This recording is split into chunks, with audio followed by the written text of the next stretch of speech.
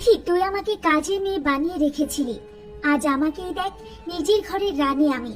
এভাবেই ব্রাইডাল লুকে সবার সামনে দীর্ঘদিনের বান্ধবী ফারহানা বিথিকে যেন সঠিক জবাব দিলেন তিশা, দেখিয়ে দিলেন নিজের যোগ্যতা, নিজের সম্মান। গত কয়েক মাস ধরে তিশা ও বিথির সম্পর্কের সময়টা ভালো যাচ্ছিল না। একের পর এক ঝামেলায় জড়িয়ে পড়েছে তাদের বন্ধুত্ব। তবে আসল দ্বন্দ্বটা কি নিয়ে সেটা স্পষ্ট করে বলেননি কেউই। তবে এক লাইভে এসে তিশা জানিয়ে দেন, নামের জন্য বান্ধবী আর কাজে লাগানোর জন্য আমাকে দিয়ে ফারহানা বিথি গোলামি করায়।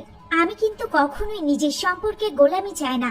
ওই নামের জন্য বান্ধবী আর কাজের ক্ষেত্রে গোলামি করা। তিশা স্পষ্ট বলেন, অনেকটা সময় আমাকে কাজের মেয়ে বানিয়ে রেখেছে বিথি, তার গোলামি করার জন্য সব সময় আমাকে প্রস্তুত থাকতে হতো, কিন্তু এটা এখন আর আমি মেনে নেব না। এই পৃথিবীতে সবচেয়ে মূল্যবান একটি সম্পর্ক হলো বন্ধুত্ব, আর এই বন্ধুত্ব সবাই করতে পারে না। বন্ধুত্ব করার জন্য মন মানসিকতা আর যোগ্যতা থাকা লাগে। শুধু হাত ধরে হাঁটলেই বন্ধু হওয়া যায় না। বন্ধু হতে হলে অনেক কিছু স্যাক্রিফাইস করতে হয়। বন্ধুত্ব না সবাই করতে পারে না। এবার ব্রাইডাল লুকে তিশা যেন সবাইকে তাক লাগিয়ে দিলেন। তাই তো অনেকেই বলছে এতদিন বিথি তাকে দিয়ে গোলামি করিয়েছে, কিন্তু আজ তিশা নিজের যোগ্যতায় নিজেকে প্রমাণ করেছেন। অনেকেই আবার বলছেন বিথির জন্য আজ এই জায়গায় আসতে পেরেছে তিশা। তো ভিউয়ার্স, এই বিষয়টি নিয়ে আপনাদের মূল্যবান মন্তব্য অবশ্যই কমেন্ট করে জানাতে ভুলবেন না।